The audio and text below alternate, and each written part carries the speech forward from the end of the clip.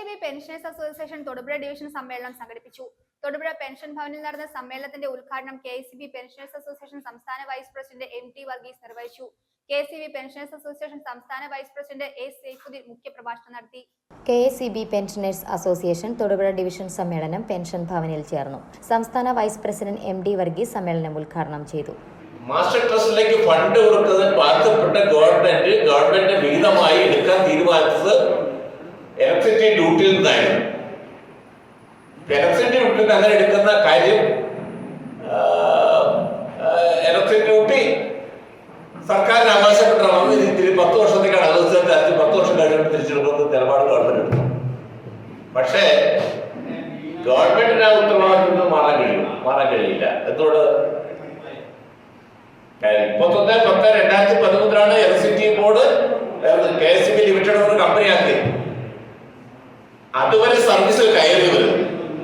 അന്നുണ്ടാകുന്ന പെൻഷൻകാർക്കും pension കൊടുക്കാനുള്ള ഉത്തരവാദിത്വം ഗവൺമെന്റിനുണ്ട്, അത് ബോർഡിനുണ്ട്, ഗവൺമെന്റിനുണ്ട്. അതുകൊണ്ട് ആ ഉത്തരവാദിത്വം മാറാൻ കഴിയില്ല. അതിനുള്ള ഫണ്ട് എങ്ങനെ കണ്ടെത്തുന്ന കാര്യം ഗവൺമെന്റ് ബോർഡ് കൂടെ ആലോചിച്ച് തീരുമാനിക്കേണ്ടതായിരുന്നു. തൊടുപുഴ ഡിവിഷൻ പ്രസിഡന്റ് PS ഭോഗീന്ദ്രൻ അധ്യക്ഷത വഹിച്ച സമ്മേളനത്തിൽ സംസ്ഥാന വൈസ് പ്രസിഡന്റ് A സൈഫുദ്ദീൻ മുഖ്യപ്രഭാഷണം നടത്തി. ഇലക്ട്രിസിറ്റി ബോർഡ് 1 രൂപ പോലും പെൻഷൻ പറ്റാൻ യോഗ്യതയില്ലാത്ത കുറെ ആൾക്കാരോട് ഇതിപ്പോ റിട്ടയർ ചെയ്ത് വന്നിട്ടുണ്ട്.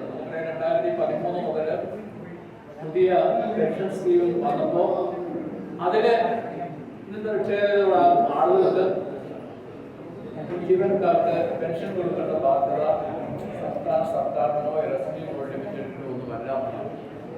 അപ്പൊ ഇതാണൊരു പ്രധാനപ്പെട്ട ഒരു മാറ്റം വന്നത്. അതൊരു വലിയ മാറ്റം തന്നെയാണ്. ഡിവിഷൻ സെക്രട്ടറി VK രാജു പ്രവർത്തന റിപ്പോർട്ടും ട്രഷറർ രാജി P ജോർജ് വരവ് ചിലവ് കണക്കും അവതരിപ്പിച്ചു. ജില്ലാ സെക്രട്ടറി PG പ്രകാശ്, ജില്ലാ പ്രസിഡന്റ് LB ചന്ദ്രോദയൻ നായർ, വനിതാവേദി കൺവീനർമാരായ ജയശ്രീ, ഇന്ദിരാകൃഷ്ണൻ എന്നിവർ പ്രസംഗിച്ചു. CB സെബാസ്റ്റ്യൻ സ്വാഗതവും division joint secretary Shaijan T Raghavan കൃതജ്ഞതയും പറഞ്ഞു.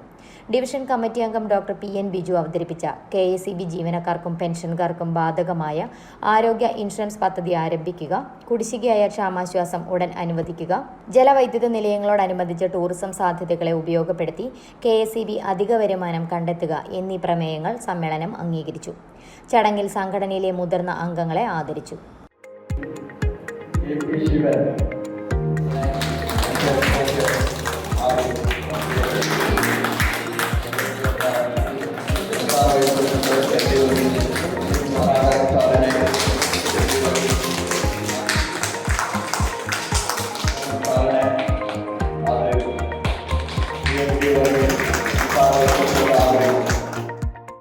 നമ്മുടെ കുട്ടികളെ നിർഭയരായി നീന്തൽ പരിശീലിപ്പിക്കുന്നതിനായി ഈ അവധിക്കാലത്തെ കുറച്ചു സമയം മാറ്റിവെക്കൂ.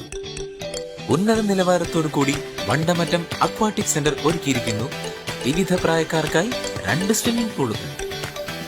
2 വയസ്സ് മുതൽ 8 വയസ്സ് വരെ പ്രായമുള്ള കുട്ടികൾക്ക് പ്രത്യേക സ്വിമ്മിംഗ് പൂളും പരിശീലനം. സ്ത്രീകൾക്ക് മാത്രമായി പ്രത്യേക ബാച്ചുകൾ. നീന്തൽ പഠിപ്പിക്കൂ,